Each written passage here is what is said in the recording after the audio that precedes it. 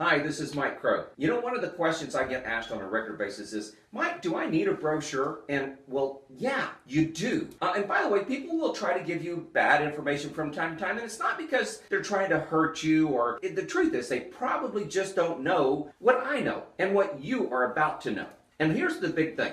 You need to understand that having a business card is good, but having a brochure is like 10 times better. Because here's what you need to know.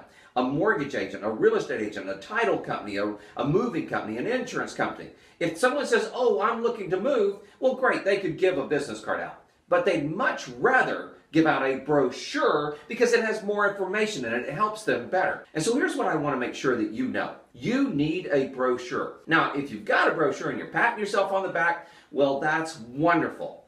Now, I got bad news for you.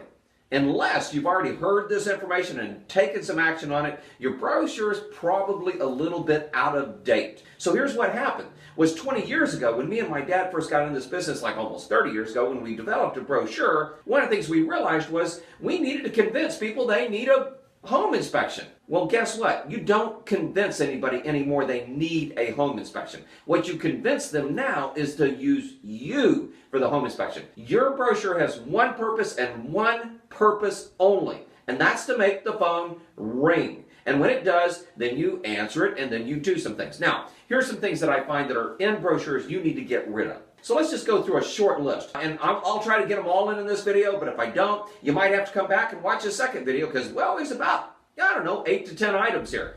Number one, if you have prices in your brochure, or if you have a price card, or if you have prices on your website, or if you have prices on your business card, that's like the biggest number one mistake I try to get everybody to stop doing, okay? Because here's the thing is, the number one reason they're going to pick up that phone and call you is because they want to say, by the way, do you do home inspections? Yep. Okay, great. Can you tell me how much you charge for that? Wonderful. If you don't have prices in the brochure, they have to call you to get it. But if you have prices in the brochure, they're going, oh, hon, look, he's got his prices right here. We don't need to call this guy. We'll just compare his prices against everybody else. That might work if you're like the lowest price guy in town.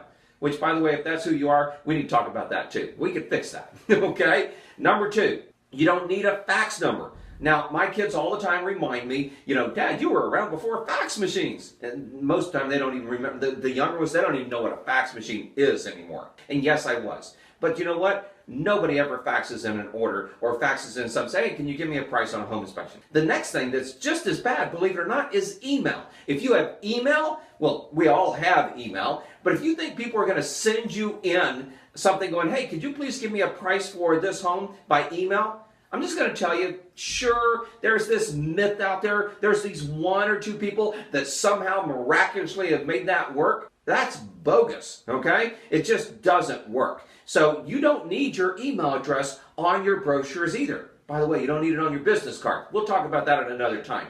But here's the thing is, you need to try to make sure you get rid of some information. So if I walked into a real estate office today and I pulled down 10 brochures and I started looking at them, well then what I would do is simply pull my pen out and I would start Xing out stuff I don't need. So if they've got an email address on there, scratch. If they've got a fax number on there, scratch. By the way, you got a fax number on there, you might just be telling them you're really old. So don't do that, okay? So the next thing is company address. If you have a company address on there, I get it. We all thought at one point that was important, but you don't really need a company address. What you need is for people to pick the phone up and call you. So here's the problem. I'm in the Dallas-Fort Worth area. So if I put in there, I'm from Dallas, people in Fort Worth, they aren't going to call me. If I'm in Fort Worth and I put a Fort Worth address on that, people in Dallas, they ain't going to call me either, okay? So an address is one of those things that makes people go, you know what, this guy's too far away, don't call him.